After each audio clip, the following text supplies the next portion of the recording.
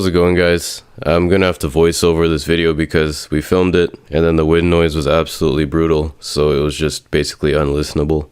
So basically doing an overview of the car and the changes over the winter, and just discussing why and the how and the what.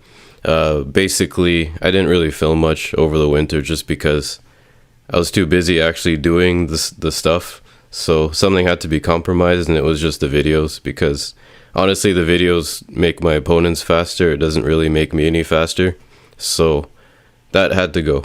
But anyway, starting from the front end, last year I narrowed the splitter by quite a bit just to reduce drag and reduce a little bit of weight, and it's the same as last year, but I don't really have any good video footage of the change. Going around to the side of the car, everything else is mainly the same.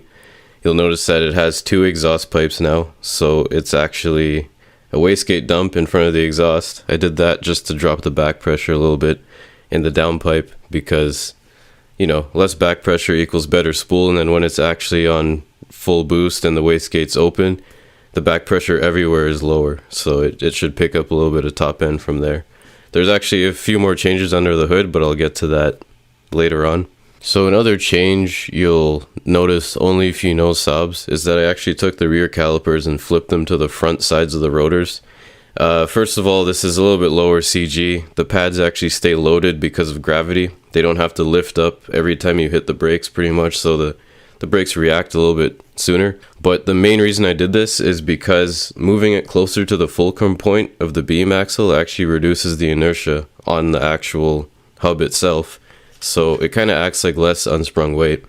And also, I think I cut somewhere between 400 and 700 grams of weight off of each hub, off of each corner. So less unsprung weight, less unsprung inertia is just always better. And then it's just, you've noticed it slightly over certain bumps, but you know, you want to go in the direction of better and not worse, of course. So less is always better. Another change is just basically wheel alignment. I'm playing with some different toe settings in the rear, some different camber settings and everything. So I'm running about 2 degrees more camber in the rear, more camber in the front as well. Because of the special differential we're running, I can actually get away with more camber in the front. Of course, more camber just means more contact patch when you're mid-corner. So now we're finally able to play with stuff like that, because the car is actually in a window where that stuff makes a difference. So really the idea here is to set the car up for bigger tracks. So not necessarily TMP, which is where we were testing today, but I wanted it to perform better at, you know, high speed, high downforce corners, high tire load, high slip angle type stuff. So this test today was kind of just a preliminary shakedown for the year, just to make sure things actually work. So there's basically 2 directions I could have taken when it comes to power modifications and stuff under the hood. I could have just went crazy and went massive turbo and just, you know, I don't know, turn it into a 2.3 or something and just go for max torque and stuff and just flip and break everything. But I didn't. So it's still the 2-liter engine. Like, I just did some health checks on it, pulled the oil pan off, pulled the bearing caps, just looked at things, pulled the head, look at the piston tops, you know. But more or less it's the same engine, same cam timing, same everything. Turbo is the exact same as the Super 6. Didn't even rebuild it or anything. It's just, I just took it out, looked at it, put it back. The only difference with it is it has a bigger turbine housing. So it's got a T3 flange stacked on top of the T2 on the manifold, because if I cut it off, that would have caused more fabrication issues. So it's just the T3 flange added there, and then obviously it's port matched, and then a slightly larger turbine housing, so a slightly bigger AR.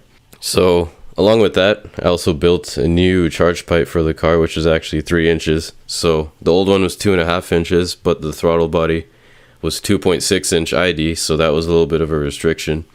So going a bit bigger on the charge pipe, you know, that's always good, and it should open up some top end, and it did.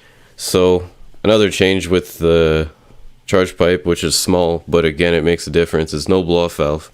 So it sounds stupid, but it's a little bit less weight, but in between shifts, it actually holds pressure in the charge pipes, so the car responds a lot better between shifts, and that's worth at least a couple tenths. Suspension wise and chassis wise, it's the same spring rate, same everything, but I modified the strut towers and reinforced them because the camber plates are flat and the strut tower is actually a dome shape, so the camber plate was actually flexing and acting like a spring.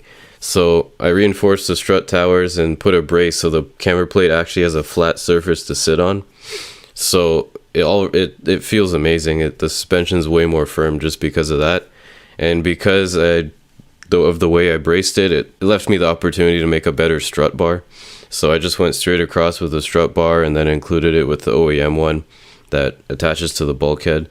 So it's a nice sturdy setup, and you really can feel it. The chassis feels super stiff. Other than that, it's just the wastegate that I added, the external dump that is another power mod. It's only worth maybe like 5 horsepower, but 5 horsepower is from something like that. It's 5 horsepower all the time. So I'm just explaining here because I stacked a T3 on and moved the turbo over slightly. I had to redo the wastegate dump anyway into the downpipe, so I just said, why not dump it out the side? We'll throw more flames, it'll sound better, and it'll make more power. So it's a win-win. A little bit of added weight, but that weight's offset by some of the smaller stuff that you can't see that I took out. Of course, these small things required a tune change, and then mainly more fueling. When you have to add more fuel, because the car's running leaner because of these changes, it means it's flowing more and it's making more power. So I'd say all these changes were a success. On this day we were just running pump gas, so I had some timing pulled out, but the car was still doing the same top speeds, if not better, than last year with timing pulled out. And then I'm just pointing out here, not to forget my little heat shield for the intake manifold. Happy about this because the old one that I had on there was just always broken and flapping around all the time, and I just never touched it. So paying attention to the smaller things like that actually make the car more refined.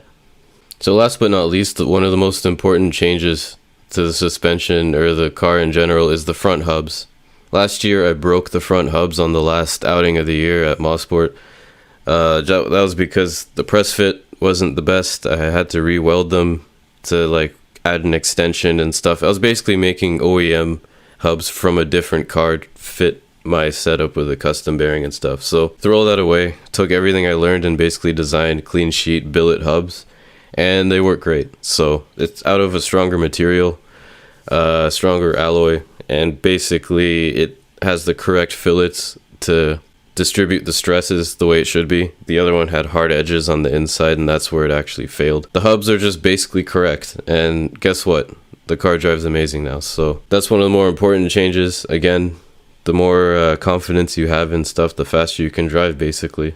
So you don't want your wheels falling off mid-corner, and if you're afraid that that might be a possibility, then you're going to brake sooner than you should and not get on the throttle early enough, etc., etc. So hopefully we have a really good setup going into this year. I'd like to tell you my plans for the whole year, but I'd rather just show you. So subscribe and stay tuned, and you won't be disappointed. Thanks for watching.